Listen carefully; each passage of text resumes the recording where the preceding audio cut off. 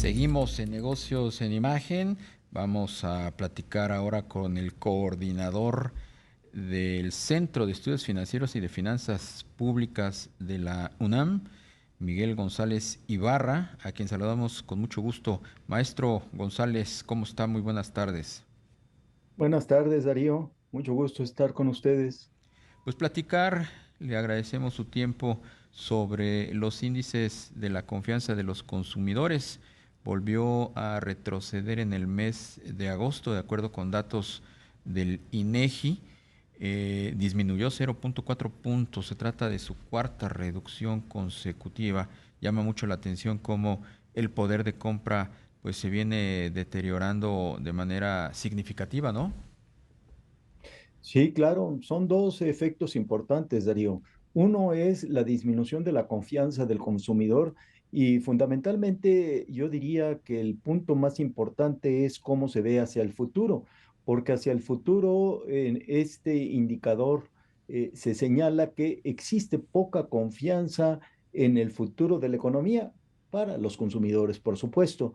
Y eso, pues lo que refleja es de que no va cayendo la demanda y por supuesto va creciendo los precios, lo cual es un elemento bastante preocupante que debería de tener una serie de estrategias para poder enfrentar esta compleja situación que se presenta.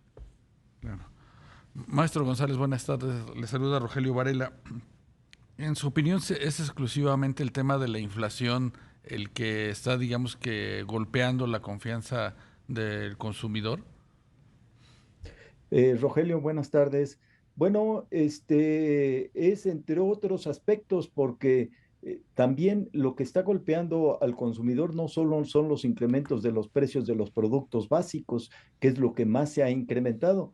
Mira, Rogelio, a pesar de que el salario mínimo, si nos vamos a los estratos más bajos, ha aumentado en 22% del año pasado a este, en realidad, pues la inflación le ha mermado esa capacidad de compra adicional que se tiene. Y el otro aspecto fundamental que debe de considerarse es que los ingresos, en términos generales, los ingresos per cápita continúan creciendo más arriba del producto.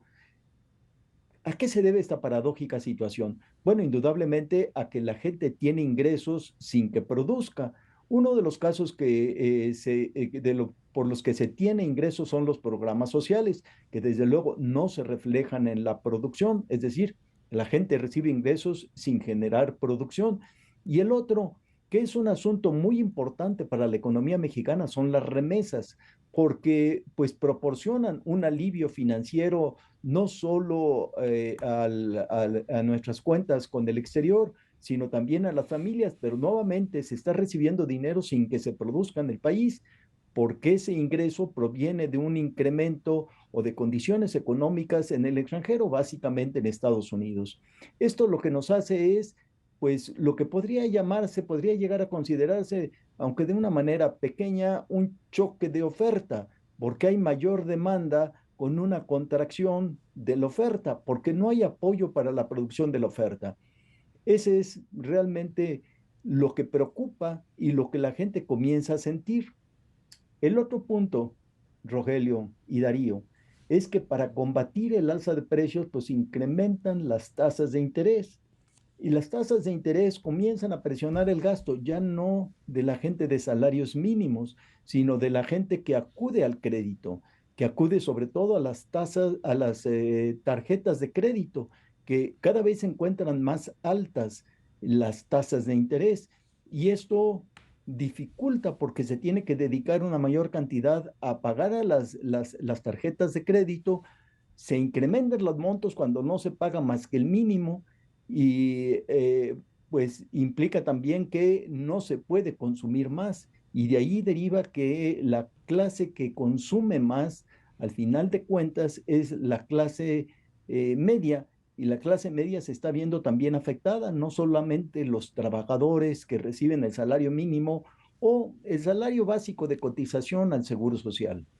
Maestro, ¿cómo romper ese círculo vicioso? ¿Qué variable habría que tomar en cuenta para avanzar en este indicador? Bueno, Darío, lógicamente el problema tenemos una muy rígida oferta. Habría que estar apostando por el crecimiento económico y un crecimiento económico que no hay que dejárselo como se presume solamente a los mercados, sino debemos de tener, y es importante, un Estado promotor de los negocios. Y creo que ahí es donde tenemos una falla importante. No se promueve un clima apropiado para los negocios. Y esto, por supuesto, hace que nuestra oferta sea por dos aspectos. Uno, por falta de crecimiento realmente de la inversión, pero la otra parte más importante y que viene no de ahora, sino desde hace mucho tiempo, es la baja y ya el estancamiento de la productividad. Claro. La demanda de bienes duraderos, que también pues resiente el tema de la confianza del consumidor, ¿considera, maestro, que va a continuar débil? Sí, lo que nos dice el índice de confianza es que lo que más se ha contraído para poder consumir son los productos de electrodomésticos, ¿no? Todos los equipos de cómputo, de televisión, los refrigeradores y demás. Entonces, esto y lo mismo, los automóviles. Hemos visto que se ha venido recuperando lentamente y vuelve a caer la venta de automóviles nuevos en el país. Sin duda, el escenario pues se torna muy complicado. Eh, Viene ya la presentación del paquete económico. Hemos estado hablando sobre el mismo hace unos minutos atrás, maestro González Ibarra. ¿Usted qué expectativa tiene de lo que entregarán en las próximas horas el gobierno federal al Poder Legislativo?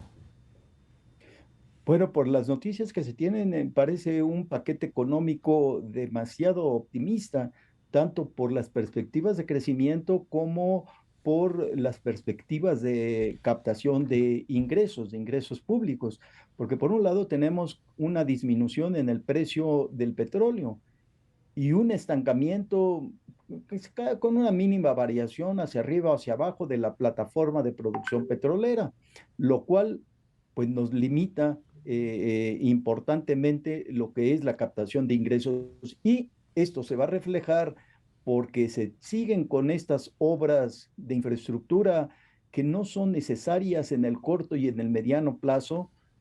¿Por qué no van a producir? No es porque no sean necesarias, no van a producir estas obras. Se tiene un incremento que puede llegar hasta el 4% del déficit, o sea, vamos a tener un déficit del 4%, lo que implica que pues es una presión inflacionaria. Pero el otro esquema muy preocupante es de que, lógicamente, para tratar de contener el alza en los precios, los bancos centrales de todo el mundo aumentan las tasas de interés. Y los incrementos de las tasas de interés hacen una redistribución del ingreso al revés. En lugar de propiciar una mayor igualdad, propician una mayor desigualdad, porque lógicamente los que tienen capacidad de ahorro son los que se benefician de las tasas de interés más altas, y las clases populares que no tienen. Entonces lo que hacemos es estar haciendo que se agrave la desigualdad. Siempre en los procesos inflacionarios se agrava la desigualdad.